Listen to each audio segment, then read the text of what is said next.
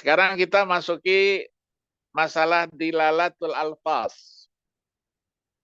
Ya, penunjukan lafaz terhadap sesuatu itu apa? Ini menjadi penting karena nanti secara redaksional dari situlah kita ambil makna daripada tafsir yang diinginkan. Ada dua macam nanti. Ada namanya wadihud dilalah, ada namanya mubhamud dilalah. Yang wadihud dilalah itu adalah lapas-lapas yang tidak memerlukan pemahaman terhadap maksudnya sesuatu yang lain. Yang disebut oleh mereka dalam istilahnya itu amrun khariji. Dan bisa dia jelas dengan sendirinya. Jadi tidak memerlukan di dalam pemahamannya itu sesuatu yang lain di luar itu, tapi dengan teksnya itu sendiri sudah dapat dipahami. Yang kedua, nanti namanya mubhamud dilalah. Mubhamud dilalah adalah sebaliknya, yang memerlukan pemahamannya itu sesuatu di luar itu. Amrun khariji. Dan dia disebut dengan mubham karena dia tidak jelas. Mubham artinya ghairu wadih. Nah, ini masing-masing wadihud dilalah, ghairu wadihid dilalah. Ini ada beberapa tingkatan. Masing-masing mempunyai posisi tersendiri. Dan tidak dalam satu tingkatan dalam kejelasan hukumnya. Tapi antara satu dengan lain, ada yang lebih jelas, ada yang jelas. Nah, maka dari itulah nanti dibagi nanti. Kalau yang mubham, sebaliknya. Dia tidak dalam posisi satu tingkatan. Di dalam penunjukan maknanya itu kepada yang dimaksudkan. Jadi ada sesuatu yang tersembunyi. Nah, maka satu sama lainnya itu tergantung tingkat kemubhamannya. Ada yang lebih, ada yang kurang. Maka yang dibagilah yang wadihud dilalah itu nanti kepada 4. Yang pertama nanti zahir namanya, yang kedua an-nas, yang ketiganya mufassar, yang keempatnya muhakkam. Zahir nanti lawannya khafi. Jadi kalau lapas yang zahir lawannya khafi, tersembunyi. Yang nas lawannya itu adalah al-mushkil, yang bermasalah. Al-mufassar, ya, nanti al-mufassar lawannya adalah al-mujmal. Al-muhakkam, ya, atau al-muhkam, itu lawannya adalah al-mutasyabih. Nah, yang disebut dengan istilah zahir adalah lafaz yang menunjuk kepada maknanya dengan sirotnya yang tidak diikat oleh qarinah. Qarinah itu indikasi luar. Ya, qarinah luar yang menjelaskannya. Al-lafzul ladzi yadullu ala ma'nahu bisighatin min ghairi tawaqqufin ala qarinah kharijiyah tubayyinuhu. Tapi dia ada kemungkinan untuk taksis, ada kemungkinan juga untuk takwil, ada kemungkinan juga untuk menerima nasakh. Untuk menerima nasakh. Nah, contohnya apa? Contohnya misalnya firman Allah dalam surah An-Nisa ayat 3 itu. Wa in khiftum alla tuqsitu fil yatama fankihu ma taba lakum minan nisa masna wa sulasa wa ruba'. Fa in khiftum alla ta'dilu fawahidatan aw ma malakat aymanukum dzalika anna alla ta'ulu. Ayat ini zahirud dilalah. Zahirud dilalah karena ada di situ fankihu. nikahilah. Jadi membolehkan untuk menikah duna tawaqqufi hadhihi dilalah fil ibaha ala amrin kharijian an. Jadi tidak perlu ya ada penunjukan yang lain lagi untuk kebolehannya, sesuatu di luar itu. Dari sinilah ayat ini disimpulkan tidak ya menunjukkan kepada penunjukan hukumnya yang ini karena apa? Karena sudah disebutkan di situ pembatasannya. Fa in khiftum alla ta'dilu fawahidah. Jadi di situ batasannya apa? Batasan halalnya masna wa sulasa wa ruba. Sampai dengan 4. Kapan itu? Ketika dia takut tidak bisa berlaku adil. Maka yang wajib itu hanya 1. Jadi ayat itu menunjukkan secara zahirnya boleh kita kawin. Kawinnya sampai 4. Tapi dengan syarat bisa berlaku adil tidak. Kalau tidak bisa berlaku adil, cukup 1. Nah, nanti ketika berbicara keadilan, apa itu keadilan? Relatif. Kapan seseorang itu disebut dia adil kepada istrinya? Karena wanita itu macam-macam. Ada yang ingin punya rumah. Apakah dengan diberikan rumah oleh si suami, dia diam, tidak protes, dikatakan suami sudah berlaku adil? Belum tentu. Karena ada wanita lain, saya tidak perlu rumah. Yang penting saya punya duitnya banyak. Kalau duit saya banyak, terus dikatakan wanita itu sudah diberlakukan adil oleh suaminya. Belum tentu. Belum tentu. Ada yang tidak mau rumah, tidak mau duit. Yang penting mobilnya bagus. Apakah ketika diberikan mobil, terus dikatakan si suami sudah berlaku adil kepada istrinya? Belum tentu. Karena nanti ada wanita lain lagi, saya tidak mau mobil, saya tidak mau rumah, saya tidak mau duit, saya mau kamunya sendiri. Kamu harus bersama saya. Maka nanti ayat 129 surah An-Nisa itu kita temukan firman Allah, walan tastati'u an ta'dilu bainan nisa'i walau harastum. Kamu itu tidak bisa berlaku adil di antara istri-istri kamu itu. Walaupun kamu sudah berjuang mati-matian untuk menegakkan keadilan itu.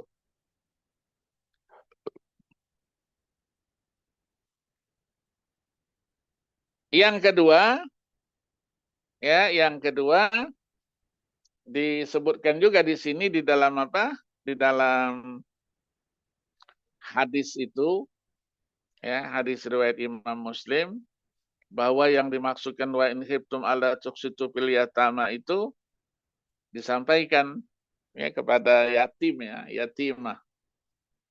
Ya bna ukhti hiyal yatimah takunu fi hujri waliha tusyarikuhu fi mali fayu'jibuhu maluha wa jamaluha fayuridu waliyuha ayatazawwaja min ghairi an yaqsida fi sadaqiha fayu'tiha mislu ma yu'tiha ghairu fanahau ayyan kihuhunna illa ayyuksitu lahunna. Jadi dia mau kawinin ya tidak perlulah dikasih apa, dikasih maharnya, yang penting sudah dikawini. Padahal mengawini wanita itu ada rukunnya nikah itu. Namanya mahar. Maharnya harus disebutkan. Mahar itu memang menurut kesanggupan si suami. dan persetujuan dari istri. Jadi kalau suami punya kemampuan, dia jangan bakhil, ya jangan minal pelitiin dia kepada calon istrinya. Ngasihnya sedikit, ya sesuaikanlah dengan kemampuannya. Nggak boleh dia bakhil. Ya, kenapa? Karena dengan pernikahan Allah akan murahkan rezekinya. Iyakunu fuqara yughnihimullahu min fadlih. Jadi kalau kamu itu tidak punya, maka Allah jadikan kalian itu berkecukupan dari pernikahan itu. Kemudian contoh lain lagi. Ya, contoh lain lagi. Misalnya ayat 1 dari surah At-Talaq.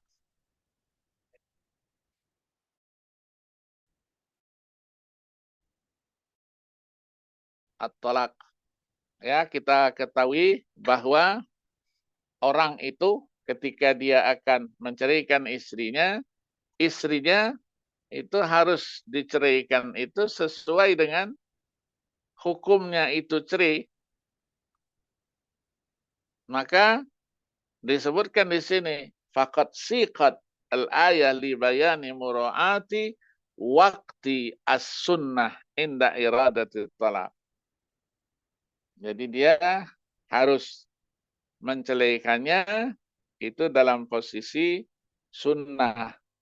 Jadi tolaknya tolak sunni, tidak boleh tolaknya tolak bid'i. Dan tidak boleh lebih dari satu menceraikannya. Dulu pernah terjadi. Cerainya 3 dengan lapasnya 1. Saya ceraikan kamu 3. Tapi redaksinya 1. Itu terjadi pada zaman Umar bin Khattab radhiyallahu an. Diberlakukan 3, bukan 1. Kenapa? Karena cerai itu, talak itu dimain-mainkan. Karena dimainkan, maka dia seolah-olah mempermainkan wanita. Wanita bukan mainan. Wanita juga punya kehormatan, harus dihormati. Nah, apa hukumnya zahir ini? Hukumnya zahir ini adalah wajib kita mengamalkan apa yang ditunjuknya dalam hukum. Sampai ada ketetapan lain. Ada dalil lain yang benar, yang sahih untuk mentaksisnya, untuk mentakwilkannya, untuk menasahkannya. Jadi dia menerima taksis, menerima takwil, menerima nasakh. Apabila ada dalil lain yang kuat. Nah, yang kedua namanya an-nassu. An-nassu ini pada awalnya secara bahasa raf'u syai'. An-nassu artinya mengangkat sesuatu. Dari apa? Nassal hadis, yanussuhu nassan. Artinya diangkatnya. Diangkatnya dan semua yang menjelaskan ya apa yang dinaskan itu, itulah namanya nas secara bahasa. Menurut istilahnya adalah lafaz yang menunjukkan kepada satu hukum. Penunjukannya karena teksnya itu sendiri. Nasnya itu sendiri. Dilala wadihah. Dengan penunjukannya yang jelas. Sama juga tadi itu. Ada ihtimal, kemungkinan ada taksisnya. Kemungkinan ada takwilnya. Ya, walaupun katanya lebih lemah dibandingkan dengan yang zahir tadi. Tapi ada nasakh dia. Nasakh itu terjadi pada masanya Nabi. Kalau sesudah Nabi, tidak ada nasakh. Contohnya apa? Misalnya ayat 275 surah Al-Baqarah. Wa ahallallahu al-bai'a wa harrama riba.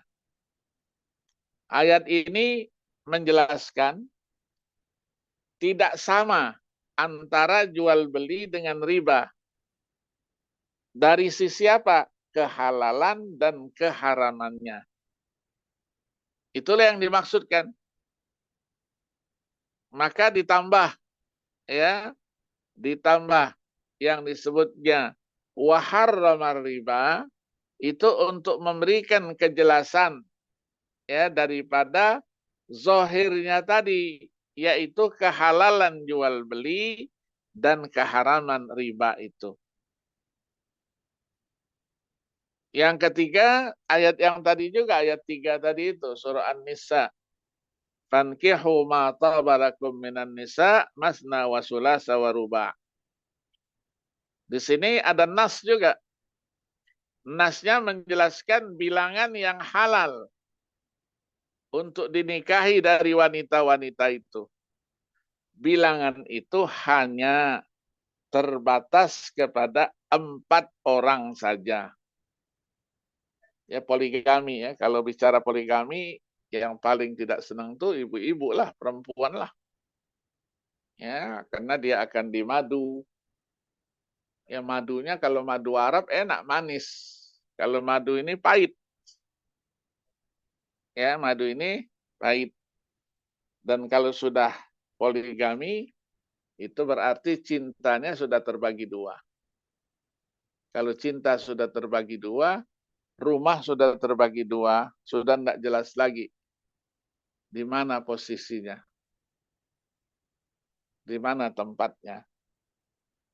Berbeda nanti pandangan Daud Az-Zahiri ya. Daud Az-Zahiri melihat itu masna wa sulasa wa ruba' bukan sampai 4.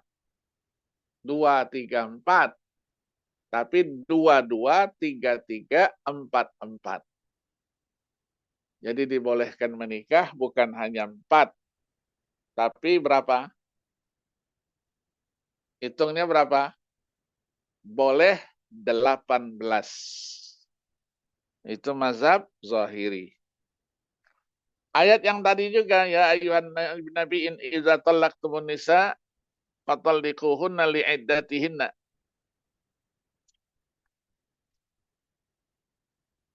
Jadi tolak itu tolak 1. Ya, kenapa? Karena itulah penunjukan kalamnya. Dan tolaknya harus tolak sunni. Bukan tolaknya tolak bid'i. Tolak sunni itu menceraikan istri dalam keadaan suci. Tidak dalam keadaan haid. Kalau dalam keadaan haid,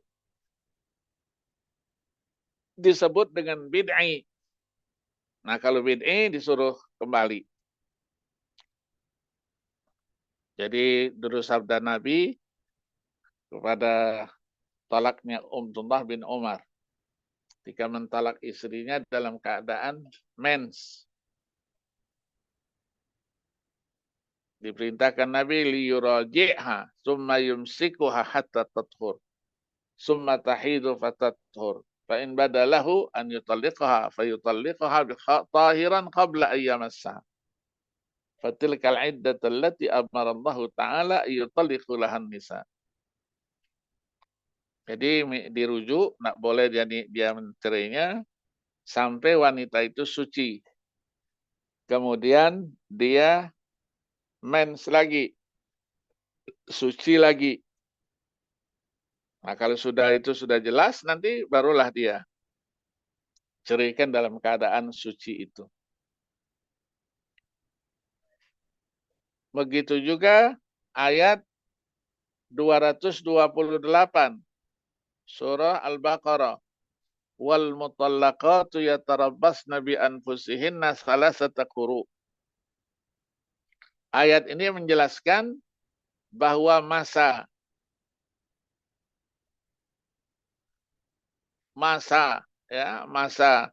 tunggunya itu adalah 3 kali quru. Quru itu bisa suci, bisa haid. ya, bisa suci, bisa haid. Apa hukumnya nas ini? Hukum nasnya wajib mengamalkan apa yang ditunjukkan sampai ya sama seperti zahir tadi itu. Ada dalil lain yang mentaksisnya, mentakwilnya dan menasakhnya pada masa Nabi. Tapi yang harus diketahui bahwa al-ihtimal fin nassi ab'ad minhu fil zahir. Jadi pelaksanaan di dalam nas ini lebih jauh dibandingkan daripada lafaz zahir tadi itu. Kemudian yang ketiga, al-mufassar. Mufassar itu artinya yang ditafsirkan, yang dijelaskan. Lawannya mujmal, yang global. Apa yang dimaksud dengan mufassar? Dikatakan al-lafzul ladzi yadullu 'ala al-hukmi dilala wadihah. La yabqa ma'aha ihtimalun lit-ta'wil aw at-takhsis. Walakinnahu mimma yaqbalu an-nasakh bil ahdin nubuwah. Jadi sesuatu yang di lapasnya menunjukkan kepada sesuatu secara jelas. Tidak ada dia, ya, tidak ada lagi ihtimalnya itu.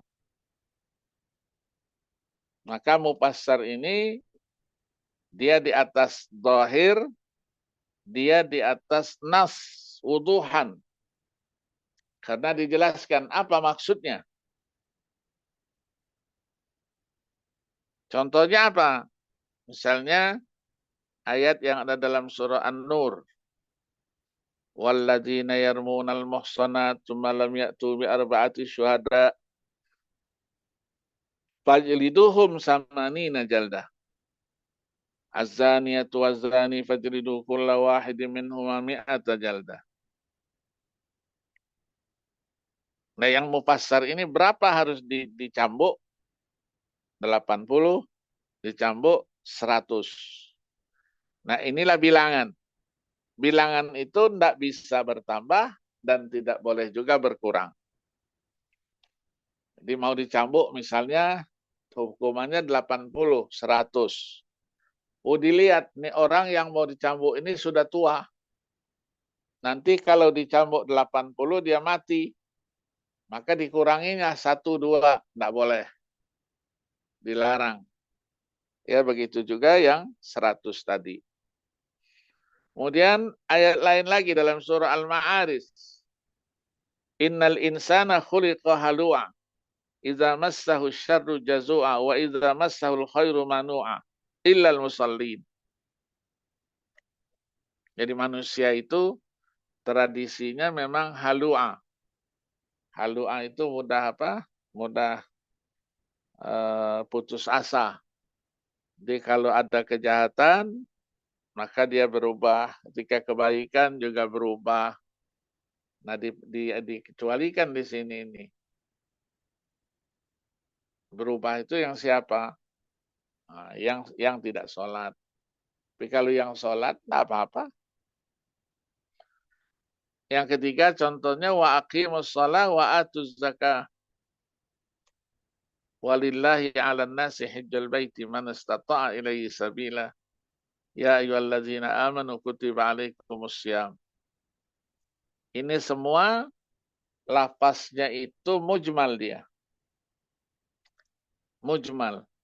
Tapi dijelaskan, ditakwilkan di dalam hadis-hadis yang lain, nas yang lain. Wa aqimus shalah wa atuz zakah. Ada ayat, ada hadis, sallu kama ra'aitumuni usalli. Haji, khuzu anni manasikakum. Begitu juga yang lain-lainnya. Kenapa? Karena hadis menjelaskan Al-Quranul Karim. Ya, selalu di bawah ayat 44 surah An-Nahl. Wa anzalna ilaika dzikra litubayyana lin-nasi ma nuzila ilaihim wa la'allahum yatafakkarun. Jadi inilah yang disebut dengan penafsiran Al-Quran terhadap hadis Nabi.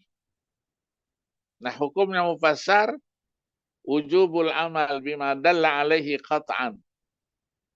Jadi bilangan tidak boleh dirubah, ditambah atau dikurangi. Yang keempat, muhkam. Lawannya mutasyabih. Muhkam itu artinya yang tidak ada perbedaan. Tidak ada ketidakjelasannya. Jelas-jelas ya muhkam. Pasti. Pasti. Dia menunjuk kepada satu makna secara pasti. Tidak ada takwilnya. Tidak ada nasakhnya. Tidak ada taksisnya. Kenapa? Karena dia tidak menerima nasakh ya. Karena nasakh berarti dia lapas yang menunjuk kepada sesuatu itu dengan penunjukan yang pasti. Kemudian ada macam-macam ya, anwa ini apa? Muhkam ini macam-macam. Muhkam pasti. Nah, pastinya apa? Kaitan dengan keimanan. Ya, keimanan kepada Allah, keesaannya, keimanan kepada malaikat, kepada kitab-kitab, rasul, hari akhir. Gitu juga di dalam fadail wal akhlaq was sifatul karimah. Jujur, adil, amanat, ihsan, khair, wafa bil ahdi, bakti kepada kedua orang tua, silaturahim, dan lain-lainnya. Nah, semuanya ini ya menunjukkan bahwa yang disebut dengan muhkam itu adalah sesuatu yang pasti, sifatnya adalah juz'i.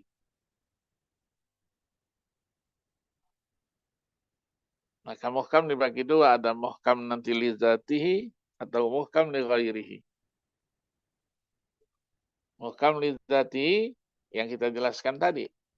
Li ghairihi, nah itu yang tidak menerima yang disebut dengan nasakh bi ahdi nubuwah. Inilah yang disebut dengan itu. Jadi nanti kalau muhkam nanti kaitannya dengan qat'i, lain lagi. Ya, qat'i. Nah, hukum muhkam ini wujubul amal bihi qat'an. Tapi kalau kaitan dengan i'tiqad, maka dia tidak menerima takwil nanti. Ini nanti perdebatan terjadinya di dalam ayat asma was sifat. Ya, muhkam, mutasyabih, qat'i, dan zanni. Nah, mana yang harus didahulukan kalau terjadi kontradiksi antara zahir dengan nas? Ada kontradiksi. Tadi itu ayat wa uhilla lakum ma wara'a dzalikum an tabtaghu bi amwalikum muhsinin ghayra musafihin. Ayat satunya wa in khiftum alla tuqsitu fil yatama fankihu ma taba lakum minan nisa masna wa thulatha ruba'. Ini ayat yang pertama ini menunjukkan bahwa menikahi yang bukan muhrimnya, ya berapa banyak itu? Berapa banyak? Min ghairi tahdid. Kenapa? Karena penunjukannya dari aspek zahirnya, seseorang itu dari aspek keumuman daripada reaksi itu dan kezahirannya. Maka dibolehkan dia menikah lebih dari 4. Tapi ayat yang kedua mengatakan, masna wa sulasa wa ruba, terbatas dia kepada 4 saja. Maka lebih daripada itu tidak dibolehkan. Nah, ketika nanti ta'arud antara muhkam dengan nas, mana yang harus didahulukan? Seperti ayat fankihu ma tabarakum minan nisa. Ma'ama ja'a fi sya'ni zaujatin Nabi sallallahu alaihi wasallam wala an tankihu azwajahum min ba'dihi abada. Jadi sudah ada penjelasan cukup segitu itu, maka Nabi tidak boleh lagi menikah. Apapun alasannya. Wanita lain ada yang lebih cantik, lebih bahenol, lebih apa, enggak boleh. Kemudian dijelaskan juga apabila terjadi ta'arud antara nas dengan mufassar, mana yang harus didahulukan? Mana yang harus didahulukan? Kemudian ta'arud mufassar dengan muhkam. Mana juga yang harus diteruskan? Wa ashhidu zawai adli minkum. Dengan ayat wala taqbalu lahum syahadatan abada. Ayat yang pertama itu nasun mufassar. Menerima kesaksian seorang adil. Tidak dimaksudkan menerimanya itu ada kesaksian orang lain.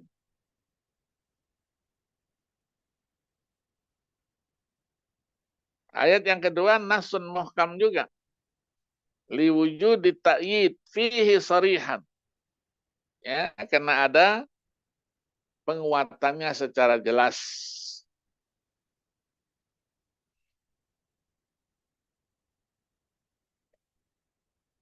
Kemudian yang kedua, nanti aspeknya yang mubham. Yang mubham ini juga ada 4. Ya, ada namanya tadi al-khafi, al-mushkil, al-mujmal, al-mutasyabih. Nah, bagaimana ini? Ya, bagaimana ini? Nanti yang khafi lawannya zahir. Yang khafi nanti lawannya zahir. Ya, khafi lawannya zahir. Yang muskil nanti lawannya nas. Ya, kemudian nanti yang apa? Yang mujmal lawannya mufassar. Yang mutasyabih lawannya muhkam. Nah, kapan dia dikatakan khafi? Khafi itu adalah yang tersembunyi maknanya. Jadi satu kata yang tersembunyi maknanya, ada samarnya. Maka menyembunyikan yang tersamarkan itu ya dengan satu redaksi, maka di sini disebutkan dengan istilahnya nanti yang mubham. Mubham itu artinya yang khafi. Nah, bagaimana munculnya itu ibham dalam khafi itu? Jadi ada kosakata yang penunjukan hukumnya hanya untuk yang suatu yang tertentu. Atau ada sifat-sifatnya yang berbeda. Atau lebih daripada sifat itu sendiri. Dia mempunyai sifat lebih daripada sifat yang dijelaskan itu, yang ada di depannya. Ini makanya dia merupakan penamaan khusus. Ya khafi, khafi itu tersembunyi. Tapi sembunyinya bagaimana itu? Itu menurut pandangan si mujtahid itu. Jadi kalau pandangannya mengatakan begitu, begini, nah itulah ijtihadnya. Misalnya, kita ketemu ayat 38 surah Al-Ma'idah itu. Wassariqu wassariqatu faqta'u aydiyahuma. Pencuri laki, pencuri perempuan, maka hendaklah dipotong kedua tangannya. Nah, yang disebut dengan mencuri, dipotong tangannya itu adalah sesuai dengan apa? Dengan makna yang sebenarnya itu, yang kopi yang tadi itu. Nanti dapat dipahami bahwa yang dimaksudkan dengan itu adalah aidiyahuma bukan tangan semuanya. Ya, tapi yang disebut dengan istilah tangan itu adalah mafsilul yad. Ya, tangan ini. Jadi bukan tanggal sampai ke belakang, tidak. Pergelangan tangan saja yang dimaksudkan. Jadi pergelangan tangan menjadikan batasan dipotongnya tangan itu. Jadi harus mengamalkan yang khafi itu. Ya, kenapa? Karena terkadang dia lebih banyak atau lebih sedikit. Jadi hobinya sini tidak dimasukkan dalam pembahasan yang disebut dengan takwil, ya bahasan mutawal. Muskil lawannya nas. Ya lawannya nas. Ketika Allah berfirman misalnya qawarira min fiddah, itu ada muskilnya, ada permasalahannya. Apa yang dimaksud dengan qawarira min fiddah itu? Ashkal. Li'anna al-qarura min az-zujaj. Fakaifa takunu minal fiddah? Nah, ketika dicermati itu diketahuilah bahwa yang dimaksud dengan garurohnya ini, botolnya ini adalah botol yang terbuat daripada kaca.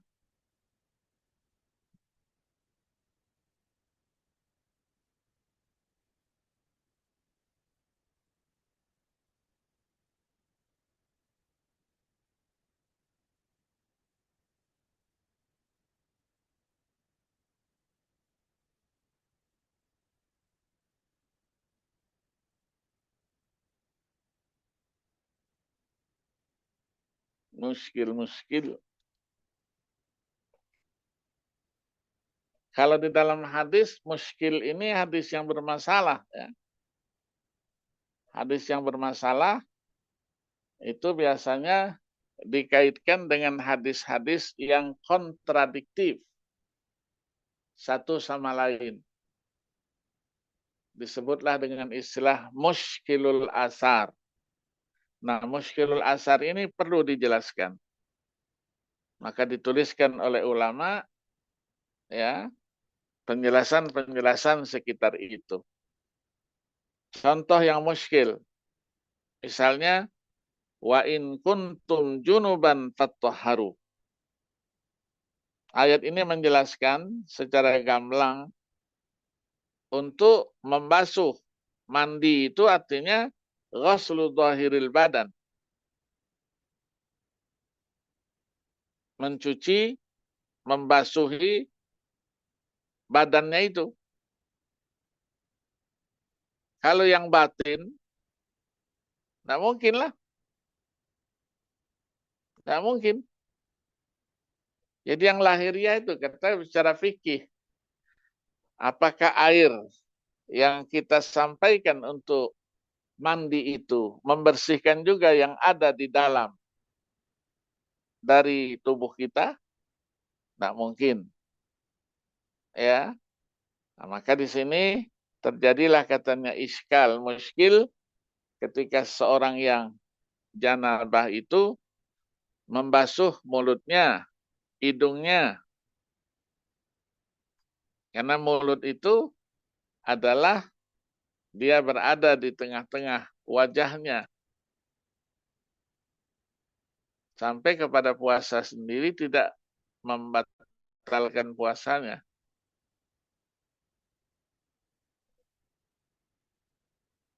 Contoh lain, nisa'ukum harsul lakum fa'tu harsakum anna syi'tum. Wanita itu adalah ladang buat kamu. Maka datangilah ladang itu sesuai dengan yang kamu inginkan. Yang muskilnya di mana? Anna itu. Anna syi'tum. Anna syi'tum ditunjukkan lagi. Di mananya? Yang boleh digaul itu mananya? Ya, anna syi'tum. Pahami secara benar. Kenapa? Karena anna syi'tum itu mempunyai makna juga aina syi'tum. kaifa syi'tum, mata syi'tum, haitsu syi'tum.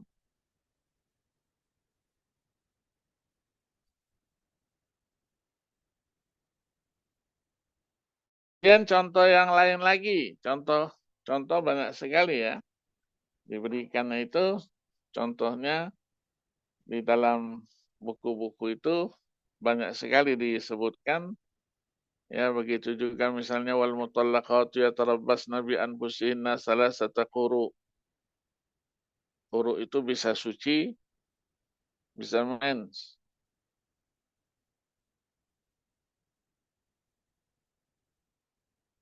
Kemudian yang mujmal.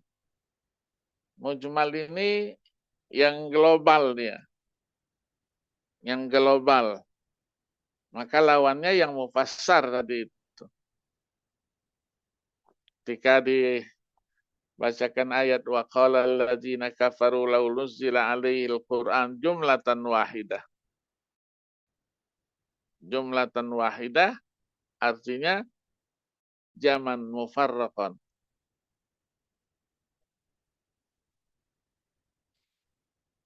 Nah, ayat ini menjelaskan bahwa sesuatu yang mujmal itu ketika dikumpulkan dia dari cerai-berainya di satu tempat, disebutlah dalam ilmu kalamnya dengan kalam al-mujaz.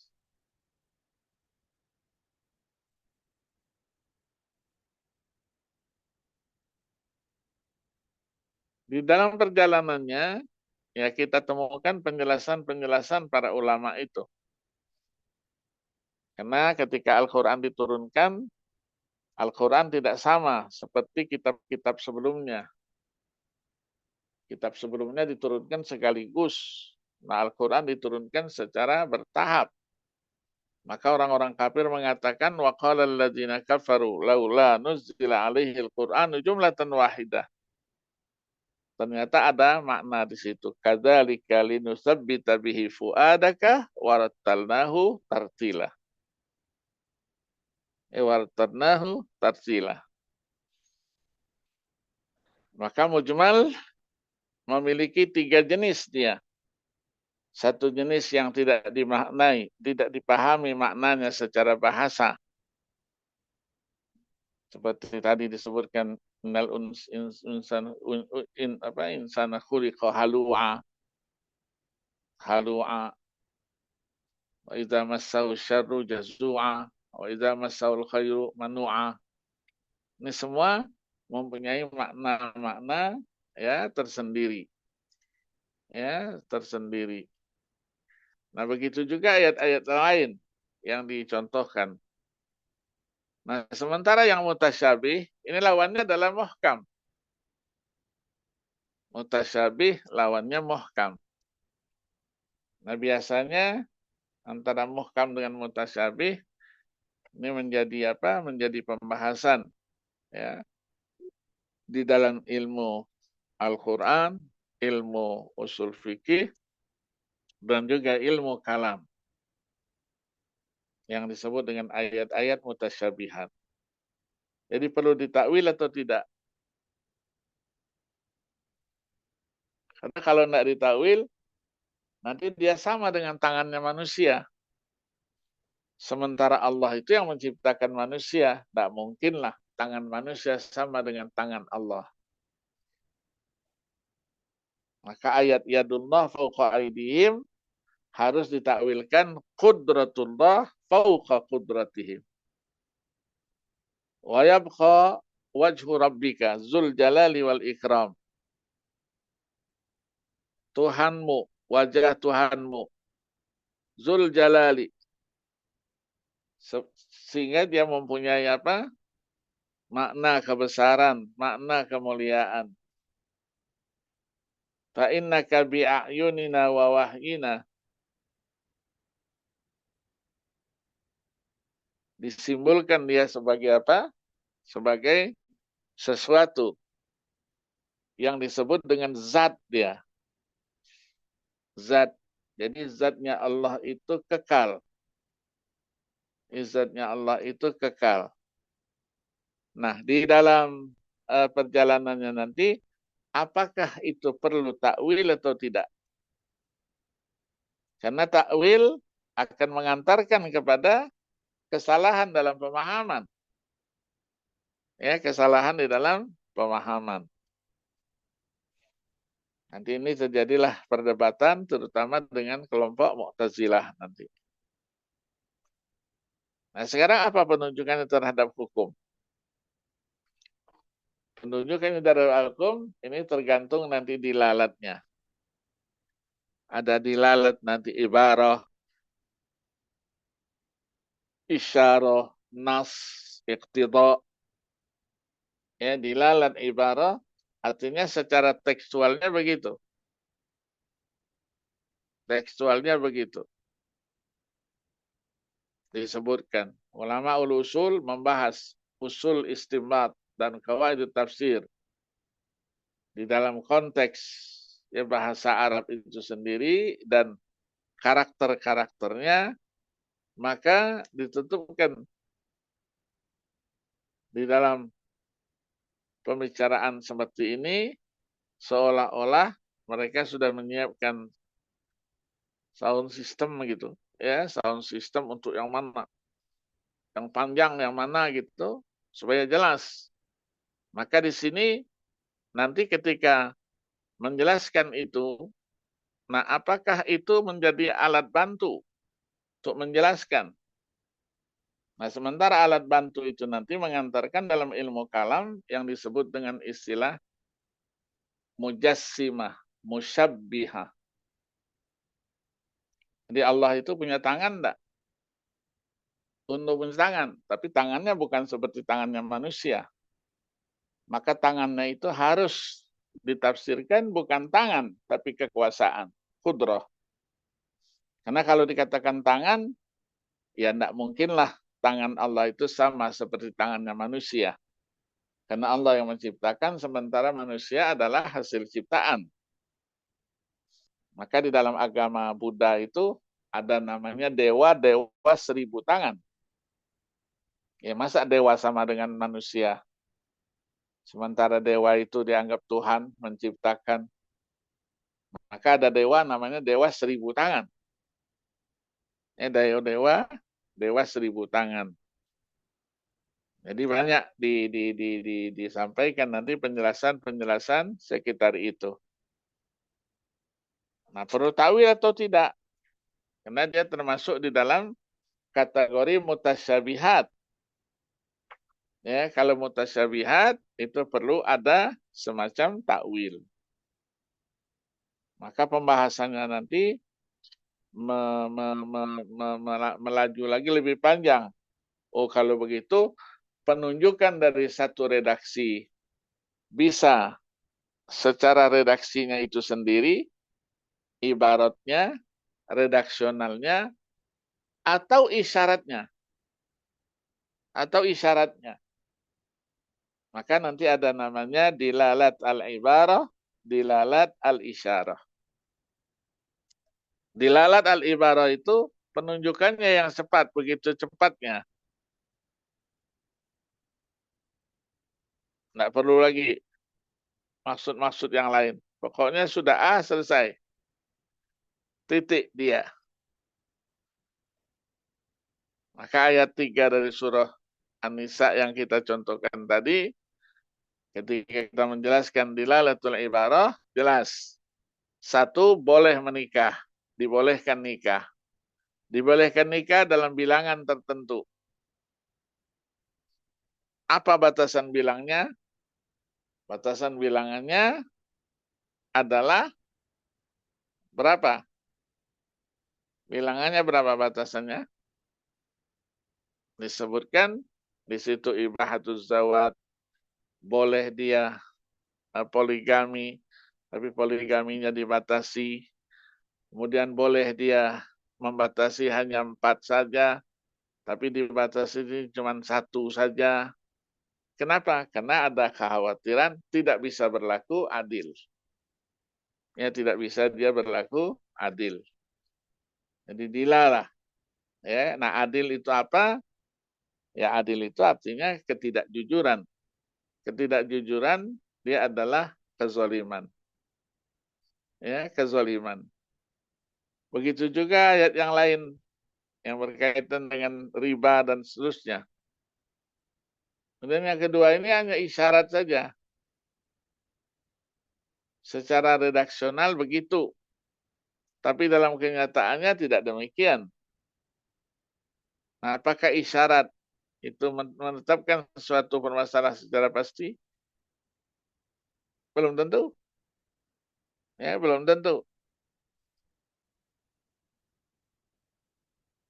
Maka di dalam surah Al-Baqarah, la junaha alaikum in talaqtumun nisaa ma lam tamassuhunna aw tafridu lahunna fariidah. Boleh mentalak itu sebelum terjadi percampurannya. Belum terjadi ya sentuhannya suami itu. Boleh. Kemudian dijelaskan contoh-contoh lain. Ya, contoh-contoh lain di dalam dilalat al-isyarah. Isyarat, misalnya Al-Quran disyaratkan, wahilla lakum laylatas siyamir rafasu ila nisaikum. Dihalalkan buat kamu malam puasa. Malam puasa.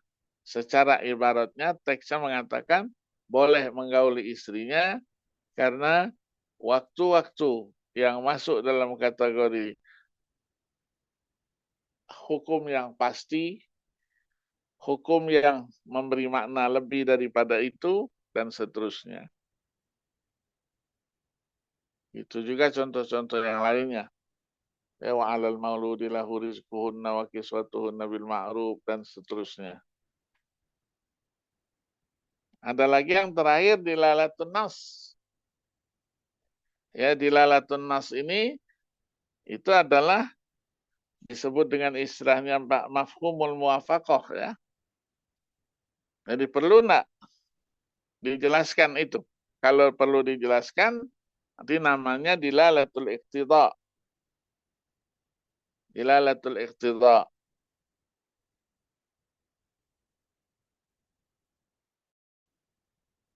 Maka disebut juga dengan istilah muwafaqah.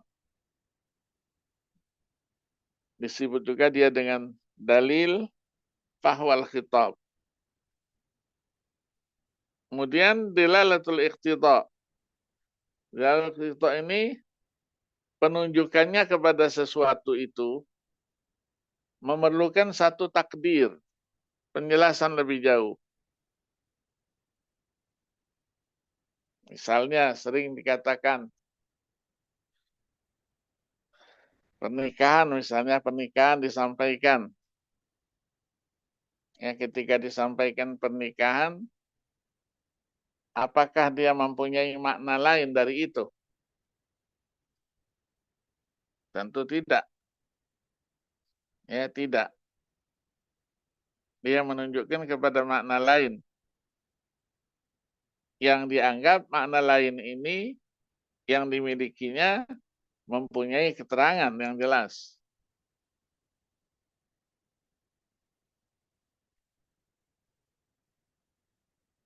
Jadi secara redaksional ini menjadi pembahasan-pembahasan penting ya dari pembahasan qawaidut tafsir. Ada dilalatul iqtida. Dilalatul iqtida ini perlu apa? Perlu takwil dia. Misalnya ayat hurrimat alaikum ummahatukum.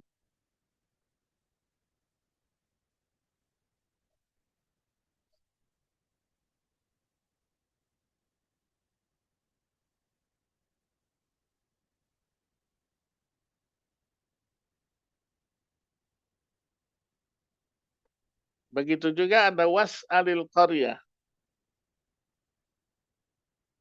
allati kunna fiha wal 'ira allati aqbalna fiha.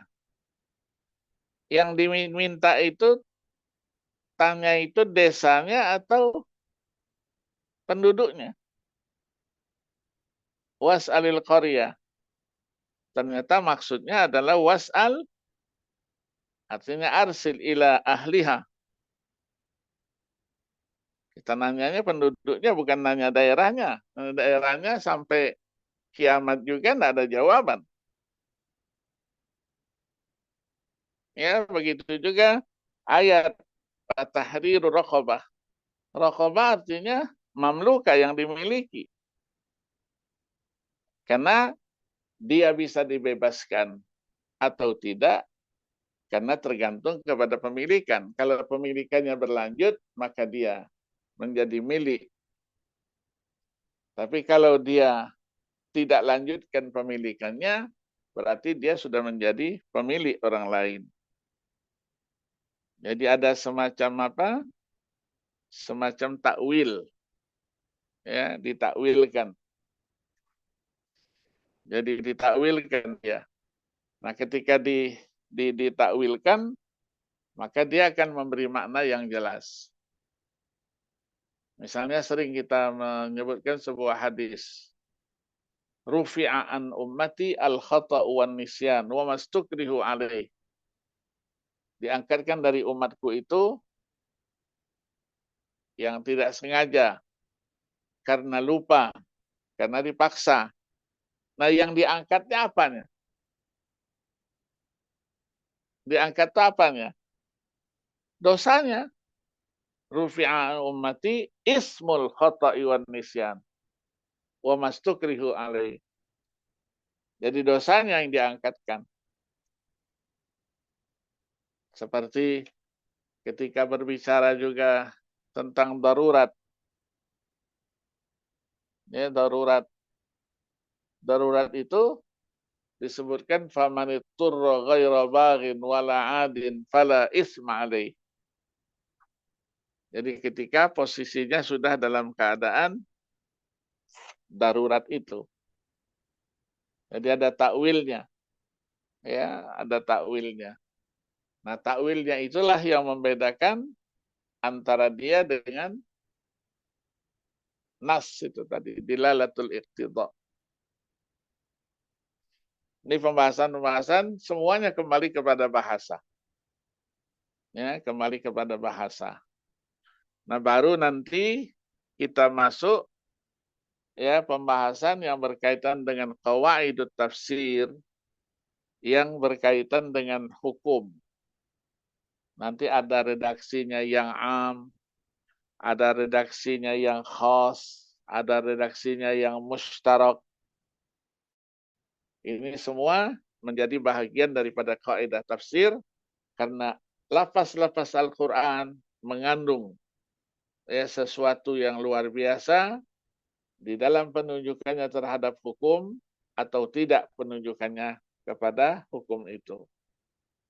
Tiada yang disebut dengan redaksi secara umum, siyagul umum, ada siyagul khusus, ya, ada lagi takhsisul am, ada aqsamul am, ada al-am urida bihil khas, dan sebagainya. Insyaallah nanti minggu depan ya kita bertemu lagi dan sudah memasuki nanti masalah nasakh. Ma'rifatun nasikhi wal mansukh. Jadi kita akan jelaskan nasakh itu, dan bukunya juga ya Masya Allah banyak buku-buku tentang nasakh ini. Nanti nasakh Al-Quran dan juga nasakhnya As-Sunnah. Jadi secara apa? Perlahan-lahan ya kita lambat-lambat kita menjelaskan ya pembahasan-pembahasannya itu. Jadi kita bagi dulu nanti nasakhnya dalam Al-Quran, kemudian nasakhnya dalam hadis. Baru nanti tentang sualat wal jawabat ya fil Quranil Karim. Ada yang ditanyakan?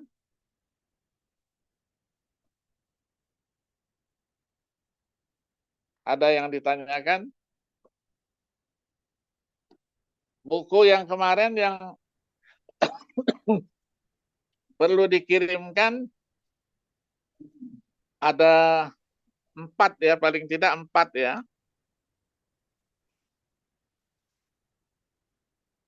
4 ya saya kirimkan. Nanti yang berkaitan dengan apa? Dengan al-wujuh wan nadhair. Ada karangannya Ad-Damighani. Ya, al-wujuh wan nadhair li alfadzi kitabillahil aziz. Karangan Al-Imam Ad-Damighani. Damighani ini semasa dengan Al-Baihaqi, ya, karena meninggalnya sama dengan Imam Baihaqi 478. Ini ada ya agak besar dia. 498 halaman. Kemudian ada lagi nanti Al-Wujuh wan Nadhair. Ini dianggap kitab pertama dalam Wujuh wan Nadhair yang ditulis oleh Muqatil bin Sulaiman Al-Balkhi. Meninggalnya 150 Hijriah. Ini ada 308 halaman. Kemudian ada lagi ensiklopedinya. Ya, Mausu'ah Al-Wujuh wan Nadhair fil Qur'anil Karim. Nah, ini agak agak besar dia. Ya, agak besar. Lebih dari 1000 halaman. Lebih dia dari 1000 halaman. Jadi saya kirimkan. Kemudian ada juga Asbah wan Nadhair ini finnahu. Ya, finnahu. Dia tidak ada hubungan dengan kita ya, tapi punya makna juga. Ya, Asbah wan Nadhair. Jadi 3 yang besar ini ya, 3 yang besar nanti yang mempunyai apa? Mempunyai. Jadi yang besar itu kalau bisa ya jangan langsung dicetaknya itu 1 jilid. Ya. Cetaknya kalau bisa dicetak dia 2 jilid lah, 2 jilid atau 3 jilid karena lebih dari 1000. Ya, 1000 halaman. Itu saya kirimkan nanti insyaallah.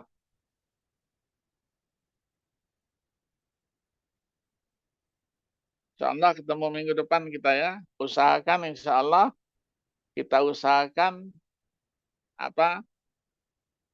offline ya. Kita usahakan offline insyaallah. Baik, Hari Rabu Prof. depan, iya, Rabu depan insyaallah kita usahakan offline insyaallah. Cukup ya? Sudah maghrib ya? Saya di dalam enggak tahu saya. Sudah maghrib. Sudah maghrib ya? Ya. Sudah ya. Iya, terdengar azannya kedengaran dari sini itu. Terima kasih ya. Assalamualaikum warahmatullahi wabarakatuh. Waalaikumsalam warahmatullahi wabarakatuh. Waalaikumsalam warahmatullahi wabarakatuh. Jazakallahu Prof. Sehat-sehat, Prof. Sehat-sehat ya. Amin. Siap, Pak Prof. Sehat-sehat insyaallah. Yuk, assalamualaikum. Waalaikumsalam warahmatullahi wabarakatuh.